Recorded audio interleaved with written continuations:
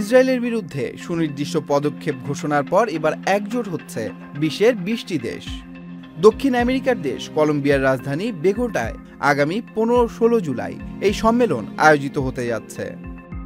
চলতি বছরের শুরুতে শক্তিশালী মিত্রদের পৃষ্ঠপোষকতায় চলমান আন্তর্জাতিক অপরাধে দায়মুক্তি সংস্কৃতি রোধে আইনি ও কূটনৈতিক পদক্ষেপ নেওয়ার উদ্দেশ্যে গঠন করা দ্য হেগ গ্রুপ আয়োজন করেছে এই সম্মেলন।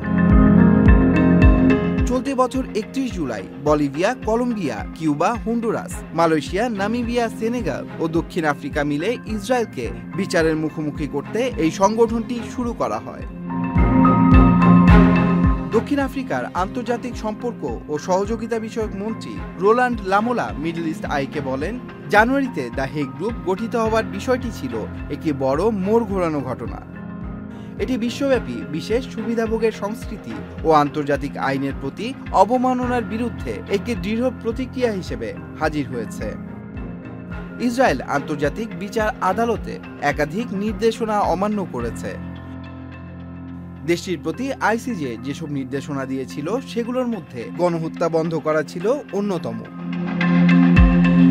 ইসরায়েলের বিরুদ্ধে আসন্ন সম্মেলনে প্রতিনিধি পাঠাতে সম্মত দেশগুলো হলো Algeria, Bangladesh, Bolivia, Brazil, Chile, চীন, Cuba, Djibouti, Honduras, Indonesia, Ireland, Lebanon, Malaysia, Namibia, Nicaragua, Oman, Portugal, Spain, Qatar, তুরস্ক, saint Vincent and Grenadines, Uruguay ও ফিলিস্তিন। Tanmoy Mahmud, channel I online. Bundle থাকলে প্রতি সেনমানিতে টাকা বাঁচবে। বিকাশ সেনমানি বান্ডেল কিনে জিতুন প্রতি লেনদেনে। শুরু হয়েছে standard charter channel I agro অ্যাওয়ার্ডের 10ম আয়োজনের মনোনয়ন গ্রহণ। এবার নতুন ক্যাটাগরি বছরের সেরা ছাদ কৃষক সহ মোট 13টি ক্যাটাগরিতে পুরস্কার প্রদান করা হবে। মনোনয়ন গ্রহণ চলবে আগামী 15 জুলাই 2025 তারিখ পর্যন্ত।